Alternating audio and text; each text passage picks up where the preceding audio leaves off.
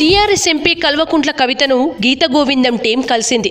Hero Vijay Devarakonda, దర్శకుడు పరశురాం, నిర్మాత బన్నీవాస్ హైదరాబాద్లోని కవిత ఇంటికి వెళ్లి ఆమెను కలిశారు. ఈ సందర్భంగా చిత్ర బృందంతో కవిత మాట్లాడుతూ సినిమా చాలా బాగుందని ప్రశంసించారు.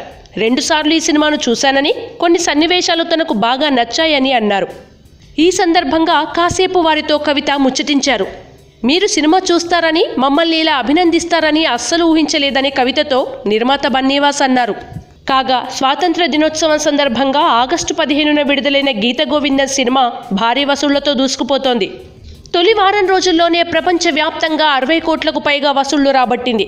దీనిలో షేర్ విలువ 38.5 కోట్లు ఉంటుందని ట్రేడ్ వర్గాలు అంచనా వేస్తున్నాయి. ఇప్పటికే నిర్మాత, డిస్ట్రిబ్యూటర్లకు గీత గోవిందం భారీ లాభాలను తెచ్చిపెట్టింది. వాస్తవానికి ఈ సినిమాకైన బడ్జెట్ సుమారు 14 కోట్లు. ఈ మొత్తాన్ని గీత గోవిందం ఎప్పుడో వసూలు చేసేసింది. ఇప్పుడు లాభాలతో దూసుకెళ్తోంది. కాగా ఓ ద్వితీయ శ్రేణి హీరోకు ఈ స్థాయిలో కలెక్షన్లు రావడం ఇదే తొలిసారి. ఈ సినిమాతో విజయ్ దేవరకొండ కూడా స్టార్ హీరోల జాబితాలో చేరిపోయాడు. గతంలో నాని హీరోగా వచ్చిన ఎంసీఏ తొలి వారంలో 30 కోట్లు వసూలు చేసింది.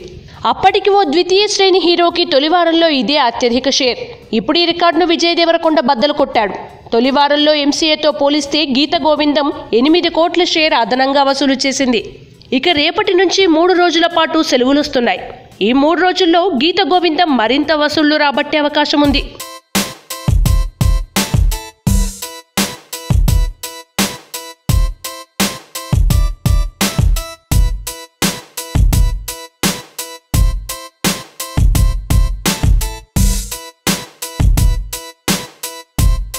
Hi, this is Siddhi Idnani and please do subscribe to New Waves.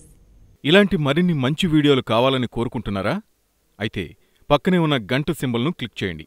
అలాగే సబ్స్క్రైబ్ చేయండి.